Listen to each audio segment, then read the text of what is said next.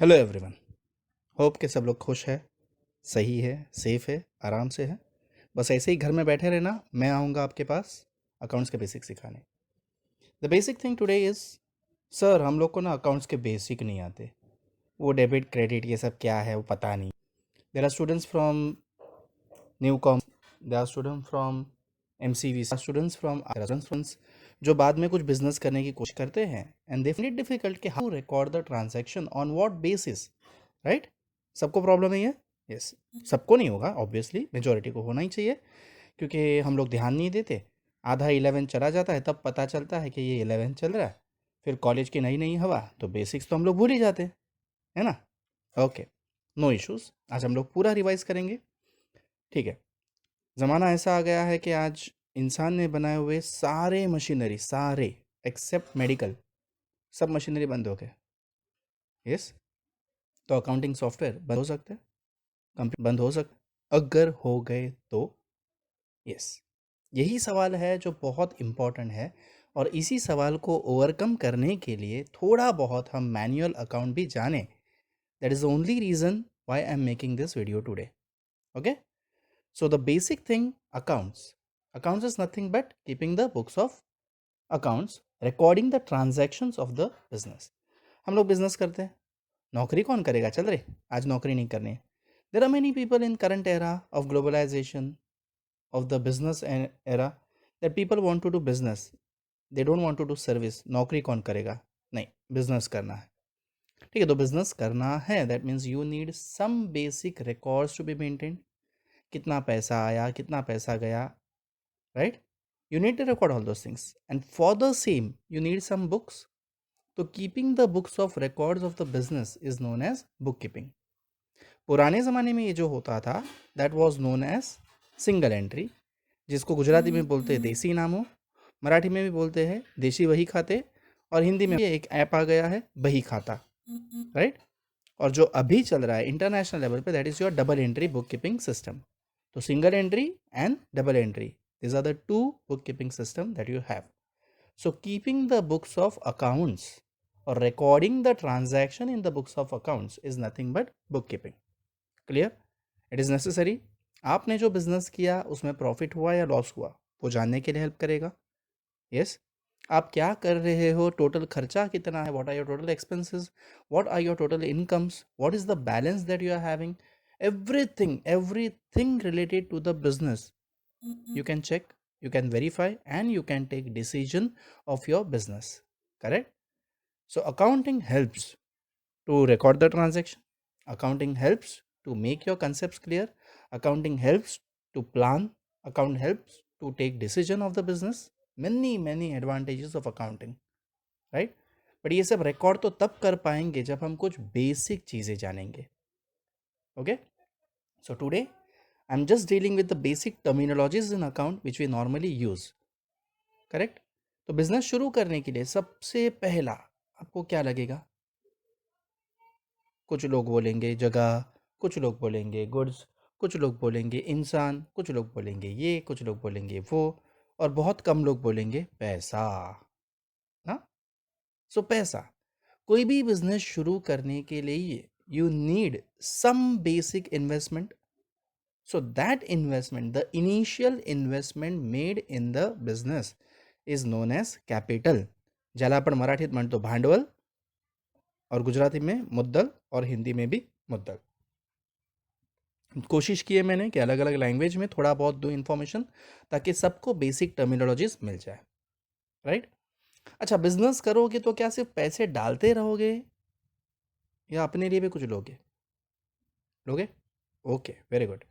तो जब आप खुद के लिए कुछ लोगे, अच्छा, तो खुद के लिए पैसा लोगे, खुद के लिए गुड्स लोगे, तो खुद के लिए हुआ ना। वेरस बिजनेस अलग है, हम अलग है, हमारा बिजनेस अलग है। देखो, रिलायंस पे कोई केस कर रहा है या कोई अंबानी पे केस कर रहा है? रिलायंस पे। कुछ भी लफड़ा हुआ तो केस किस पे होगा? रिलायंस पे, ना कि अंबानी पे। Correct? So always remember one thing, that the business and the owner are two separate identities. कभी भी मैं बिजनेस नहीं हूं, मेरा बिजनेस है, तो मैंने बिजनेस में से माल उठाया खुद के लिए। आप जब खुद के लिए उठाते हो उसको हम लोग क्या बोलते हैं? ड्रॉइंग्स। द कैश और the goods taken for the self use or the personal use is known as drawings. Okay, I hope I am clear. इतना समझ में आया? Okay, very good. कैपिटल हुआ, ड्राइंग्स हुआ. द सेकेंड थिंग और the third thing sorry is, क्या business यानी पैसा डाल के बैठे रहना है हाथ पे हाथ डाले? नहीं, कुछ ना कुछ तो करेंगे ना. तो कुछ ना कुछ करने में क्या करेंगे हम लोग? कुछ खरीद के लाएंगे, कुछ बेचेंगे, कुछ खर्चा देंगे, कुछ पैसा लेंगे, राइट? इनकम्स, एक्सपेंसेस, ये वो बहुत कुछ होगा. सो दैट बहुत कुछ, whatever you are doing related to the business is known as transaction. Side by side आप वीडियो स्क्रीन देखते जाओ तो आपको सारी टर्मिनोलॉजीज बराबर पता चलती जाएगी, right? So you will understand the concept, you will remember the concept. Once you see, once you hear, try to recall things, you will easily remember the things. So the activities, the day to day activities of the business are known as transactions. आप जो भी काम करते हो उसको हम लोग क्या बोलते हैं? ट्रांजैक्शंस. अच्छा, let me tell one thing कि थोड़ा सा अपना आज का वीडियो बड़ा होने वाला है क्योंकि हम लोग बहुत सारी टर्मिनोलॉजीज एक साथ सीख रहे हैं. वैसे तो बहुत सारी है, उसमें से मैं कुछ लेने वाला हूँ सो दैट हम लोग बेसिक शुरू कर सके, राइट? ओके, पैसा डाल दिया, खुद के लिए ले लिया, कुछ ना कुछ काम किया. कुछ ना कुछ काम करने में what you have do, you are purchasing the goods, right? माल खरीदी करते हो, राइट? तो purchasing the goods, acquiring the goods for the business is known as purchase. अब देखो कभी कभी हमारे पास पैसा नहीं होता तो व्हाट वी डू? उधार. ओके, उधार को इंग्लिश में क्या बोलते हैं? Credit. Very good. So sometimes we take goods on credit and that is known as credit purchase. रोकड़ा दिया, मुंह पे मारा और गुड्स लाया, that is cash purchase. Exactly opposite is sales. Selling means you are giving the goods to someone in exchange of money. Correct? So sales also may be in cash or may be in credit. Okay. Now if you are selling goods to someone on credit, किसी को उधारी पे माल बेचा है तो उसके पास से पैसा आना बाकी या देना बाकी? No idea. शायद मैं पहुंचा नहीं. Let me repeat again. किसी को हमने अगर माल बेचा है तो उस सामने वाले के पास से पैसा आना बाकी है या देना बाकी है? आना बाकी. Very good. So that person to whom you are selling goods on credit is known as debtor. जिसको आपने उधारी पे माल बेचा है वो आपका कौन है? डेटर. और उसका exactly opposite, the person from whom you have purchase goods on credit is known as creditor. Okay, तो क्रेडिटर को पैसा देना बाकी होता है. क्लियर? नाउ चलो, पैसा आ गया तो मेरा इनकम होगा, right? So receiving the money for any transaction is known as income. उत्पन्न, राइट? कमाई. मारे आवक थई, राइट? गुजराती में आवक, मराठी में उत्पन्न, हिंदी में कमाई. Correct? On the other hand सिर्फ कमाई कमाई कमाई होगी तो business not possible, right? See, if you earn you have to give also. Correct? तो गिव एंड टेक बेसिस पे ही बिजनेस चलता है. तो इनकम्स का एग्जैक्टली कौन है? एक्सपेंसेस और expenditure. That is paying the money for the goods, for the services that you have taken for the business, right? So when you pay money for anything that is known as expenditure और expenses, खर्चा. Getting it? Very good. अच्छा, मैं income दूंगा नहीं, income लूंगा. Okay. और expense दूंगा. शाबाश. इनकम लूंगा, एक्सपेंस दूंगा. जेब में अगर कुछ बचा तो अच्छा हुआ बुरा हुआ? अच्छा हुआ. Very good. तो जो अच्छा हुआ, the good condition where your incomes are more and the expenses are less, उसको हम लोग क्या बोलते हैं? Profit, right? So the excess of income over the expenditure is called profit, नफा. ऑन द अदर हैंड मुझे अगर लोगों से पैसा लेके बिजनेस चलाना पड़े तो क्या मैं प्रॉफिट में हूं? No. The exactly opposite condition, that is your expenses are more and the incomes are less, is known as loss. Okay, very good. कितने हुए ट्रांजेक्शन अभी अपने को? इतनी terminologies 1 2 3 4 5 6 7 8 9 10 and 11. That is capital, जो पैसा डाला वो. एक बार रिवाइज कर लेते हैं. ड्रॉइंग्स, जो खुद के लिए लिया वो, आइदर पैसा या goods. Transaction, whatever activities you are doing for the business. Purchase यानी कि खरीदी. सेल्स, दैट मीन्स सेल्स, बराबर, बेचना. डेटर्स, ओके, याद आया?